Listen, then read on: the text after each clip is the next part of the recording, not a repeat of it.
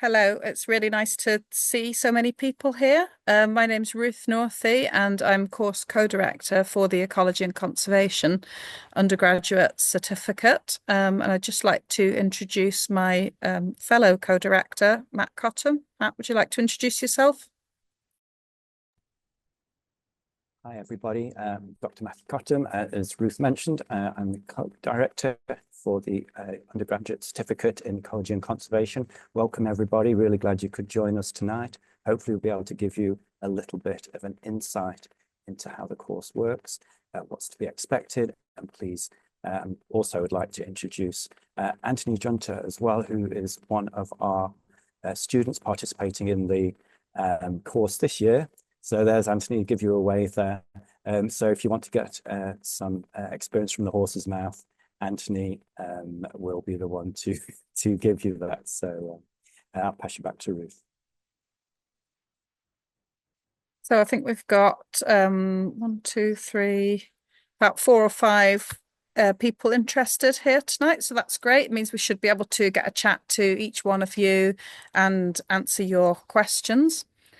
So, well, the reason that we have 2 directors for this run of the course is that I'm responsible for the online learning delivery aspect of the program, and Matt, as an ecologist, is responsible for the ecology and conservation content of the course. I'm really keen to ensure a seamless online experience for all of you, and to make sure that you can access all of the resources and work through the content, be guided through the content. And I'll be talking a little bit more about that. My background is in online learning and in the delivery of that online learning within the virtual learning environment space where you're going to be studying. Matt, would you like to just talk a little bit about your background as an ecologist? Sure, yes, thanks for that, Ruth. So I guess I've been working in the conservation ecology section for about 35 years now. It's something that I've been passionate about ever since I was young, in the 1970s, give you an idea of the legacy.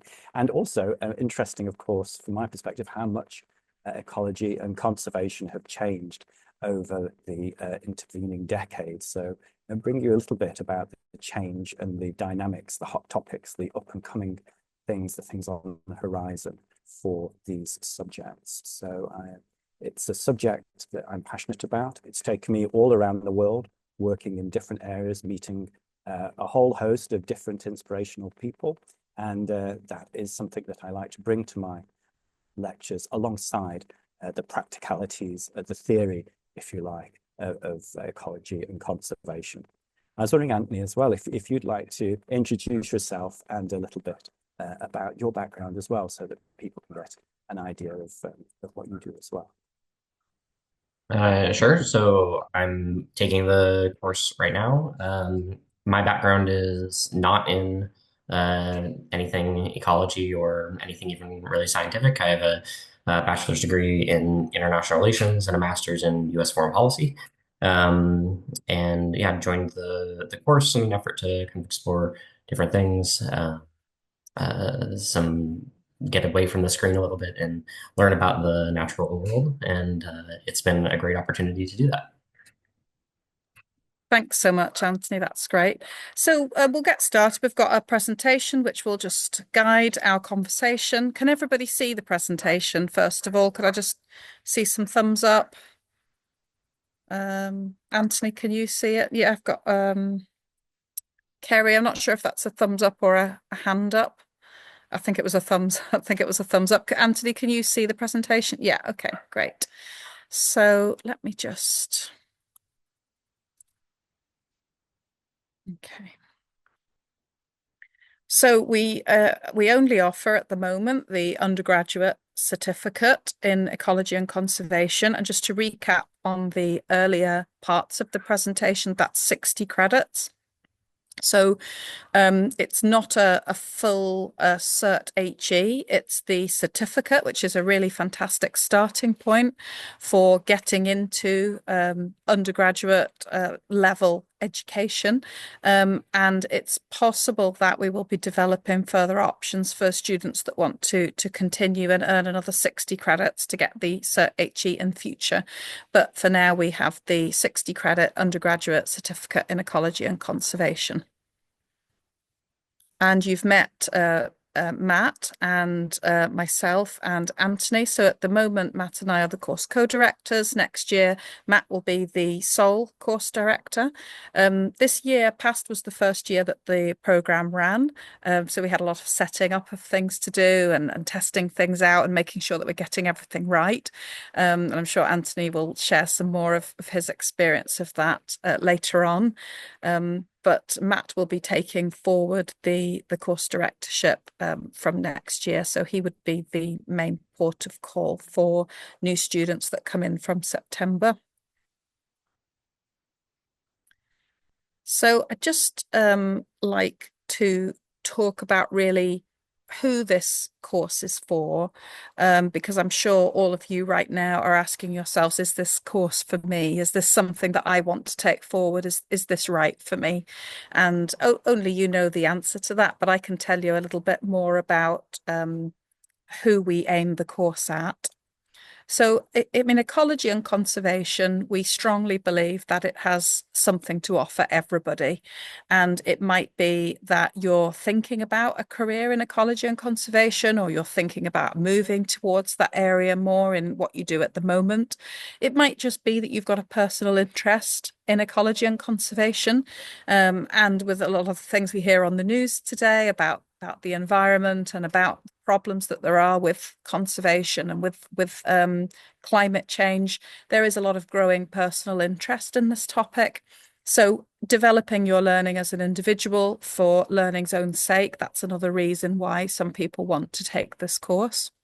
Or it might be that you're already working in some form in ecology and conservation, but you want to develop that the professional side of it. You want to look into the academic side, the professional side, and you want to really be stimulated to think more about all of the different aspects of ecology and conservation, challenge yourself to some critical debates, look at different ways that theories can be applied, learn different kinds of practical applications to your work, and maybe be able to broaden that work and take a slightly different path, or maybe to develop and improve your own practice as a professional in the area of ecology and conservation. So it's quite a broad spectrum of people who come on the course. The course itself, the content of the course, it balances the theoretical aspects of ecology with the complications of really applying conservation in the real world. So there's quite a good balance of that. It's not all dry theory, throwing information and facts at you to learn, but it's about how do we actually apply that? What are the different issues, for example, ethical issues that might arise when we do apply that? And how do we find different ways to apply ecology and conservation in the real world? And what are the debates around that? So that's what we really get into. We really have quite a strong practitioner focus on this particular course, but we do look at the theory as well that's behind it. So it is an academic course. We have a lot of practical examples. We look at a lot of case studies, and we draw those case studies from around the world. Quite a number of our staff have travelled and lived in all different parts of the world and been involved in projects all around the world. So they bring quite a lot of interest to the course with their own individual experiences. And you get the benefit of hearing about those firsthand from people who have been out in the field and have been working in all sorts of projects, you know, all over the world. And Matt worked for many years in the Cayman Islands, for example, and he's able to draw on that experience alongside many others to stimulate those debates with you and show you how things really do work outside of the theory in the real world. The course is pitched at level 4, so that's the level of the first year of undergraduate study. So it is an academic course, but it is an academic course that's being presented to you at an accessible level. So what do I mean by an academic course? I mean that as part of this course, you're going to be expected to access academic literature, and that means academic textbooks pitched at undergraduate level, but also looking at academic journals, identifying peer-reviewed papers of the latest research, the latest theories, being able to read those, engage with those, and really make those a part of how you look at your practice. So it is an academic course, but we do guide you into that at an accessible level. So I'm just wondering if maybe it might be good to see if anyone has any questions. If we try and at this point talk about who the course is for, because we've got some other sections on the course content and how your online learning is going to work. But I'm just wondering if anybody has anything specific that they wanted to ask about who the course is for, or you might wish to, if you wish to, share a little bit about who you are and why you're interested in doing the course, only if you wish to. Just put your hand up if that's something that you'd like to do, or if you've got any questions.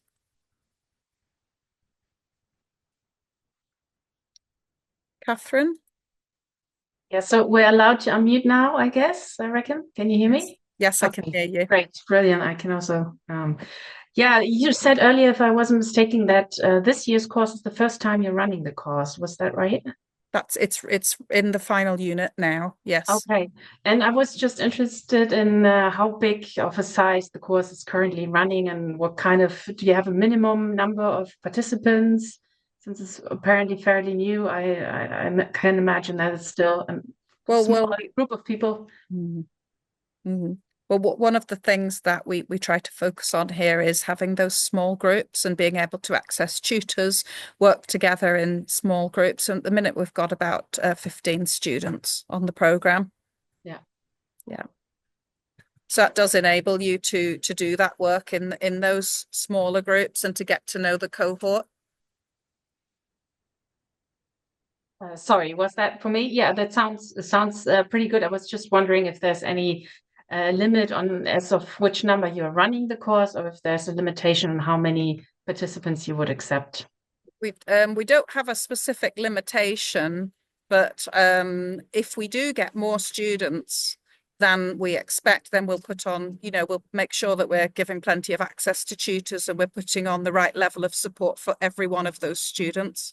But you're not looking at huge numbers here. You're not looking at a course of 100 students. Some universities are doing courses with hundreds of students. Yeah. So this is a smaller course with being able to get that access to the live teaching, which I'll talk about shortly, about how we structure the course, how you access tutors, how you access your material. So is there a particular concern that you've got around numbers or anything like that? No, I was just wondering if I apply and then you don't have a lot of people joining, then if it's going to be cancelled or something, because I wasn't aware that it only started last year, so I was just wondering. Right. No, okay. We've had quite a nice response to the course this time round, and we expect that to continue. So that's not something that you need to be concerned about. Okay, great. Thank you. Anybody else? Yeah, Harry Edwards. Hello. Hiya. Hello there. Very similar question to Catherine in the numbers, but from myself, particularly, I've come from a health and safety background, a Bachelor of Science degree as well with that. So I'm changing direction, retired early, and working with the Worcester Wildlife Trusts and things where I'm around here now. So that's my passion, and change of direction is obviously I was very keen to start with this course because it is a foundation level, so I'm just interested to learn. You may be going through this later on, Doctor, Matt, you might be covering that, but I'm just concerned about the monitoring, sampling experience, if there is any needed, prior to doing the course. You know, do I need to do a pre-learning modules beforehand to start on the course and be up to speed, really? That was my question. Do you want to take that one, Matt? Sure, yes. Thanks for that, Kerry. Yes, it is, as Ruth outlined there, very much a foundation course. And so I guess if you had to do a pre-course, I think that's probably because we wouldn't be doing our job properly. So I really hope and encourage you not to worry about that. We really do start off from the very basics of our first block from the kickoff of the first unit of the course is about the basic principles of ecology, just so we're all on the same page and working up from there. Because it is an online course, there isn't much of a fieldwork component, but we do have as part of the course structure exercises where people can go out and they can actually get some practical experience as much as possible as part. So it's not just myself talking and teaching. What we really do encourage at the end of each module is that there's some interactive learning where, and there's interactive elements within the live teaching as well. But also in the asynchronous teaching, we give people an opportunity to interact with different videos, to try and solve their own ecological problems as well, if you like, or we'll put some challenging solutions up there. And a very big part of the course, the thing that I like best about it in a way is that we have such a broad range of participants from as student participants, right from people who are maybe in some ways at the other end of the scale from yourself, that they're not sure about the direction they want to take for a career, they're not sure whether maybe to do some more academic study or if they want a career in conservation, but maybe have a passion or an interest that they might like to formalize through the academic process. Or also, at the other end of the spectrum, we have some real seasoned conservation professionals who are looking for a chance for some continuing professional and personal development, or they want to follow a passion, or maybe after they've possibly literally plowed a forest for so long in the conservation world, they want to branch out and do something a little bit more unusual. So to answer your question specifically about monitoring evaluation, we do have a section in there which is in the course which is about best practice in monitoring and evaluation, but that's from a teaching perspective. So we bring that concept in because I think what you have to remember is sometimes people are coming to this course from a complete blank, and so we can't make any assumptions. We can't assume, for example, that a student might not confuse ecology and conservation, because in the popular media, sometimes people use these terms interchangeably. Actually, they're very different things. So conservation is, sort of the science of interactions. I'd say conservation is very much an art, an application of a little bit of that science and a little bit of creativity, and also some really, and a large part of it is interpersonal skills as well, understanding things like strategy and diplomacy, how to get the best out of stakeholders, how to get the best out of co-workers and bring them together, uniting them under a sort of a point of action, a point of outcome for a conservation program. And ecology is sort of, I wouldn't say it's nebulous, it's a specific thing, but it's really about the intricacy of the interconnection of things, and understanding that and underpinning for your learning that's a great way to become a conservationist who you can have your eyes on the prize, if you like, your conservation goal, but also you understand the shifting sands that underpin and have that goal, and how to bring those different elements together to get a success. So, and also you'll need to remember that because we have students from all these different ranges, backgrounds, there's going to be certain elements in the course that I think, I would hope, would be challenging for each individual. Otherwise, you're not really getting value for money out of the course. And I think sometimes I have to reassure students who are maybe just starting out on the academic path. Don't worry. If you if you were answering questions as confidently as someone who's been in the conservation sector for 30 years, that would sort of, that wouldn't be so great for the professionals there. So you know, it's important not to compare yourself with other students, but to compare yourself with where you were the previous day, if you like, and chart your own progress. Well, what it really does, and this is the value of the course outside of the teaching element, is that there's a very well-structured interaction, a virtual learning environment as well, where all the students can come together and share ideas and discussions. And quite often as part of the taught material, I'll post up something that's a question, or sometimes it's something slightly inflammatory, just to get the ball. And then people from all these different backgrounds can discuss these things and bring their own. I often say there's no right answers, there's only ones that are more wrong than others. It's about mixing it together and building a community of different experiences, and that's the value of this. Whereas I would say, I'm not going to complain about the sort of typical education structure, but people tend to be a more homogenous group. If we've got a bunch of students and they're all the same age and they've all come straight out of school, there isn't that breadth of diversity to learn on. From my own experience, I've really learned a lot from the students on this. And, you know, whenever I talk to people from different backgrounds, I always get the benefit of that wealth of different experiences. And I hope that that's what this course brings to life for the students. I appreciate that. Thank you very much indeed. That's lovely. Yeah, lovely. I'll hand back to Ruth then. Thank you, Matt. Thanks for that. Anthony, I wasn't sure whether you wanted to jump in and comment on any of this about the sort of diversity of people that you've met and how you've found that experience throughout the program. Yeah, I mean, it's definitely a bunch of folks from all different sort of walks of life and experience.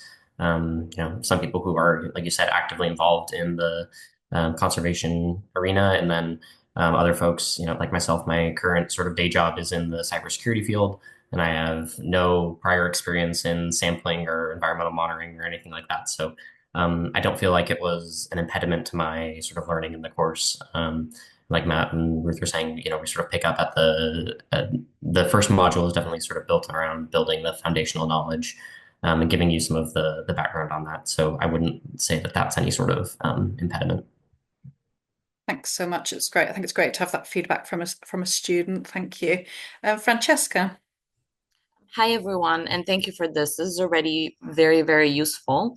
I also come from a social science background, so it's great to hear that there are people who have no science background joining this course.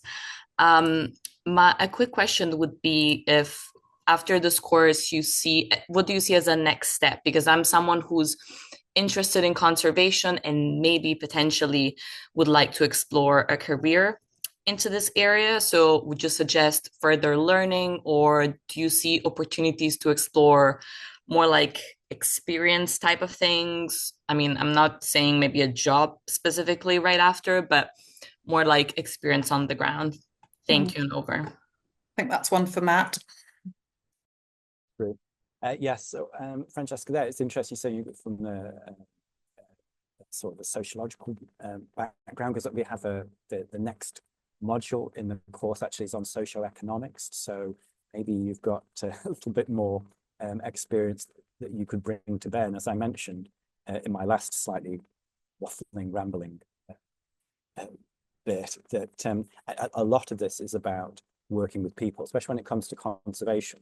You can study ecology in a bubble or academically, but doing conservation, you have to get other people on board. Otherwise, your project doesn't get very far. And so understanding people is a huge part of this course as well. So to answer your question, what I would say was, there's two ways to answer that question. I think first of all, as Anthony says, that the start of it is about making sure that people know what's what, because ecology and conservation are a complicated thing, and there's many different aspects to it. What I would really hope was that because of the breadth of the course that we cover, and I think as Ruth mentioned, I worked for 10 years in the Cayman Islands, which was, and I was the first person there to work with responsibilities for terrestrial conservation at all. There was no law underpinning the work that I did. And that was very challenging because you had to bring people on board without with just a carrot. You had no stick in the form of the law to encourage them. And to build a unit like that, and also to help write the law, which I was involved with as well, working with international environmental regulations and things like the CBD, and transferring something like that from a multilateral environmental agreement into practical on-the-ground conservation really instilled in me the value of working with people.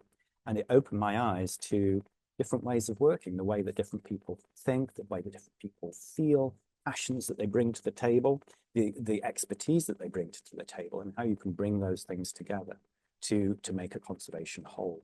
And I think from that perspective, what I would really like people to do after they learn the basics of ecology and conservation is to realize the breadth of what that can involve. And it is, I would say, broader than you might get from the average textbook. Often textbooks tend to focus on the wildlife and the animals, but the people are a big factor in this too. You have to bring people on board if you want a program which is successful and which people buy into. It has to have that curb appeal, for want of a better word.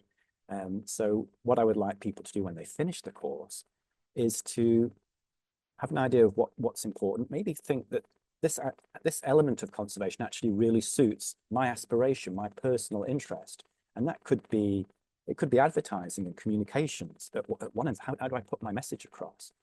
It could be about involving groups from underprivileged backgrounds, or how do you involve people from areas of deprivation, or what is traditionally mislabeled by conservation organizations as being hard to reach groups. What insights can I bring from my personal experience or expertise or ambition to change the way that conservation is done? Because the fact of the matter is, we do need to do some different things if we're going to get better conservation in the future. And that's my interest in this course. It's to stimulate a bit of debate. I can teach so much, but it's for people to realize that the power for change is within themselves and what they bring individually to the table. And so I would hope that they would leave the course either thinking, I would like to do this, or I'd like to do something different, and that you would have the confidence to do that for yourself. And a large part of this course, we're doing a section on blue sky thinking in the next, actually it's in the current unit actually. How, if someone says, does anyone have any ideas? You have two sorts of people who just start talking ideas, whether they're great ideas or not. And you have some people who have great ideas and they do not say anything in the meeting, or they do not act on those ideas. And that's a disbalance that I'd really like to address in the conservation world, because everyone has something to bring to the table. What about, I'll start bringing Anthony on this. Did you have an expectation, Anthony, from the course? And how do you feel that you've sort of traveled through it, and what do you think your next steps would be?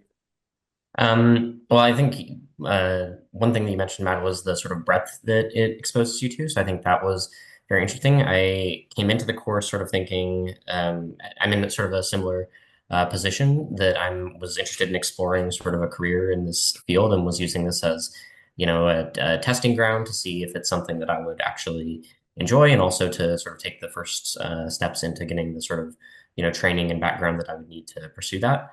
I came in thinking that, I would like to stay on sort of the practical side, that I wouldn't necessarily want to go back into any sort of academic or like research field. But after doing some of it, I found that I enjoyed that part of it much more than I sort of initially expected to. Some of, the very academic research style assignments and readings that we were doing really piqued my interest in that more than I would have expected coming in. So it exposes you to sort of wide range of the different career paths that are available within this sort of much broader ecology and conservation umbrella. I'd also say that I think one thing that has been helpful has been sort of the student network that develops. So like Matt has mentioned, we have a wide range of backgrounds within the course, and having that student network potentially opens up opportunities for you. Like we have people in the current course that work with the National Trust, that are working with sort of bat conservation. I think one person is working with sort of algae and, that sort of thing. So that student network, I think, is also potentially a valuable asset in sort of determining the next steps. That's great. Thanks so much for sharing. Okay, so we'll move on to the next slide for now. There'll be more chance to ask questions later as well. So we're going to talk in a little bit more detail now about what the course covers. And this is giving you an overview. We've got 3 units, and each unit is structured into 4 2-week blocks of teaching. And we'll talk a little bit more about exactly how we structure that and how your teaching will work afterwards. But this section's going to be a little bit about the content of each of these 3 units. So I'm going to hand this bit over to Matt to talk about now. Thanks for that, Ruth. Yes, and also, William, I think this is going to possibly speak to your question in the chat there, just wanting to know a little bit more about the course details. So as Ruth said, there's 3 units to the course, and each unit is divided up into 12 sort of subunits, or we call them blocks. And each one of those blocks runs over 2 weeks, and each block is a mixture of 2 live sessions. So you'll have either myself or one of our other teachers there talking to you, and that's about 4 hours of teaching in total. And then also, as part of each one of those blocks, we have asynchronous learning, which is learning that is pre-recorded by myself again, and also the tutors who you'll get to know well through the course. And also there's backup as well. So throughout those talks, you're able to look in and ask questions as well through the virtual learning environment as well. So to give you an idea of what we're actually doing, as I said to start off with, we make sure we're on the same page, and we start off with the fundamental principles of ecology, and we look at things like defining ecological terms. What is an ecosystem? What's ecology? It's a good start. Look at things like the difference between ecosystem functions and ecosystem services. All these terms that we hear used in the news and the media quite often, but actually to find out what they really mean and what the true scope of implication is. We look at things like global species distributions, factors affecting biodiversity, all this sort of thing. And it's fairly accessible to bring you, hopefully, on board to what's going on. And we do a mixture as well of, if you like, we try to focus particularly in the live sessions on referring you to texts, but also giving you real life examples of either how things work according to the books, or how things don't work according to the books sometimes. So that when you're out there in the real world, it builds a sense of confidence that things don't always go to a plan. How can you maybe shift your strategy to get a success? But also, of course, that's where your learning comes from. That's where you're so quite often in the course, I'm hoping that students learn from my mistakes, because that's what I'm teaching mostly. So I have to get a balance there, so maintain some sort of respect for my experience. I've had some success as well. So in the second unit, we move through them. We start looking at terrestrial ecosystems, and we look at different things like temperate zones and tropical forests. We look at grasslands and moorlands, mountains, and the agricultural systems as well, and the application of ecology to each one of those different areas. In the third season, we look at marine ecosystems, and we do a bit of compare and contrast. We look at coastal, intertidal environments, and this is all around the world as well. We always try and put some examples in from the UK, so we've got that local relevance, but also we try and really put a lot of international comparisons as well, because what works in the UK isn't necessarily going to work somewhere else. And if you want to travel, and also I think Anthony mentioned about researching, I totally can relate to what Anthony said, because I really have a trouble reading academic texts sometimes, unless I find a vein that interests me. And then it's just like the time passes and you want to get to the next thing, and we teach about how to reference and research so that your knowledge grows, and hopefully from reliable resources. Rather, there's a lot of junk information out there, so we also try, and we're pretty tough on people referencing and using and being able to identify and corroborate valid evidence points.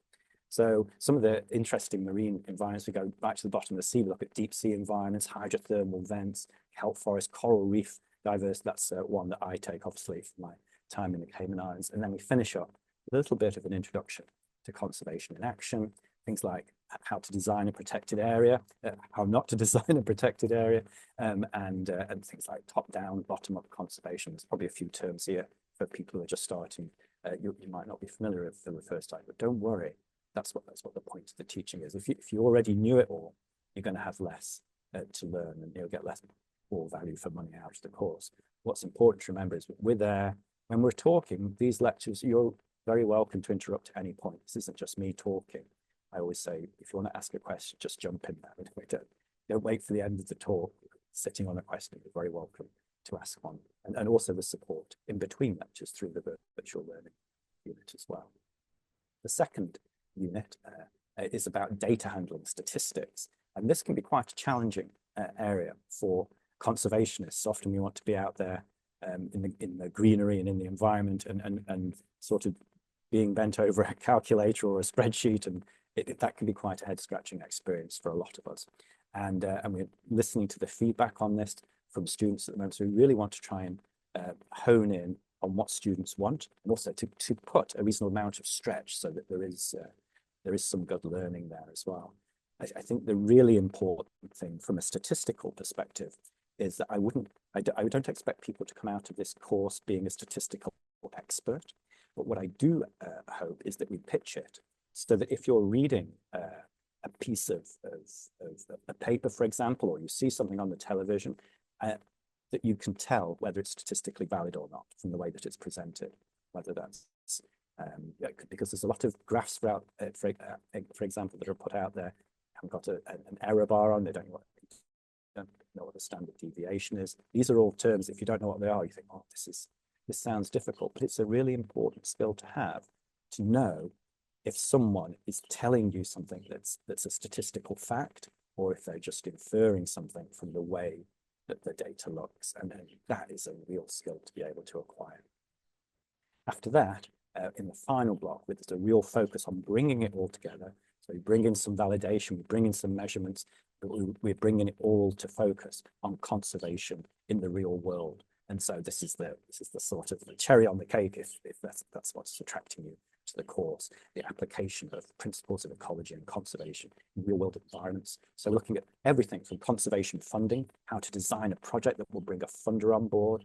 We look at things like biodiversity net gains, carbon credits, again, design protective areas, theories and practice, things like restoration versus preservation, identifying local and global threats to biodiversity, and prioritizing areas for conservation.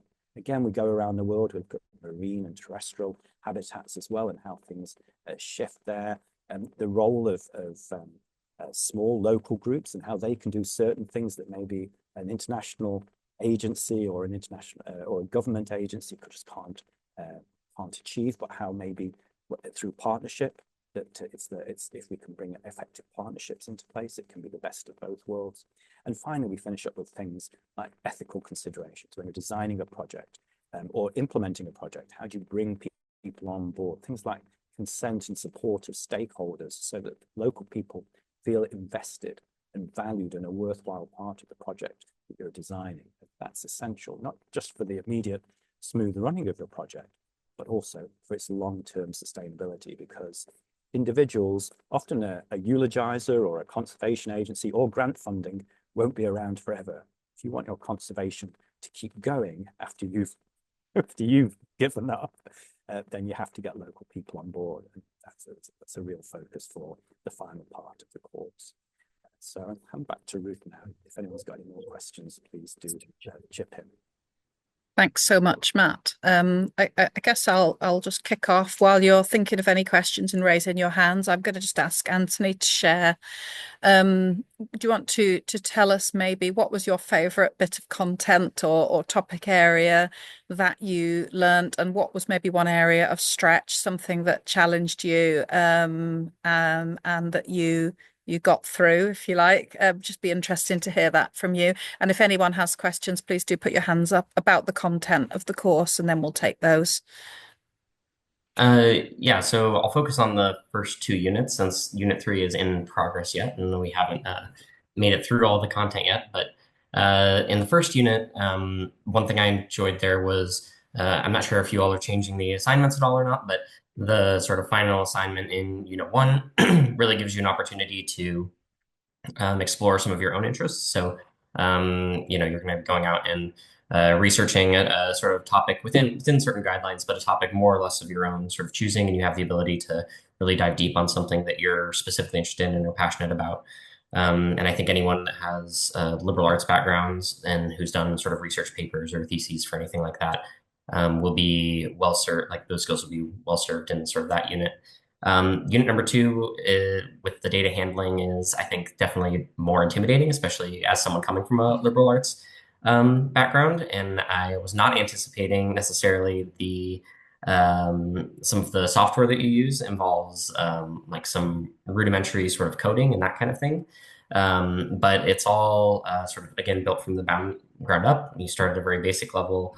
But I think that I enjoyed more than I expected to. And I thought that, that unit was important for sort of building some practical skills that if you were going to go into at least certain areas of ecology and conservation as a career path, I know that having skills in some of those software tools is extremely valuable and a prerequisite in a lot of those cases. So I think it's, really serving you well in terms of building practical skills that you'll need sort of throughout your conservation journey.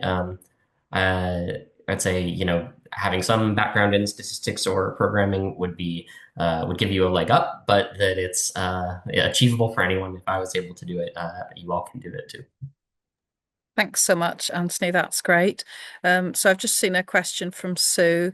Will a project in the field be one of the assignments? So it's not in the field, no, but it is giving you the ability to do some research and to have some element of creativity and control over what you do. But there's not any practical field work as such involved in this particular certificate because it's all delivered online. We wouldn't be able to supervise and support you adequately with field work. Can you give us an example or two of the kind of questions we might be expected to focus on for assignments in units 1 and 2? So the assignments might be subject to change each year. So I can't really share specifics about the assignments with you at the moment, but Matt, perhaps you'd like to just briefly talk about that in general terms. I've just noticed that our academic director has joined us as well. So we're going to let Emma introduce herself in a second. So Matt, maybe you just want to cover off this question briefly, and then we'll let Emma introduce herself before we finish the presentation. Well, thanks for that, Ruth. So as Ruth said, we do the course is ever evolving, and what we want to do is to keep it current. So there's a little bit of flexibility here, but to answer it, sometimes we have an assignment which is within the live lecture, so we try and make it interactive, not all just one way. And so one of the assignments that we had recently was the design of a protected area. And so often, as Ruth said, there's no field work, for example, but often when you're designing a protected area or looking to design a funding proposal, a desktop study will be the first point of call, and that's something where you aggregate or research all the different things that might be important for a successful project as much as you can. And so we often sort of focus on that desktop exercise because that just suits really well to an online teaching format.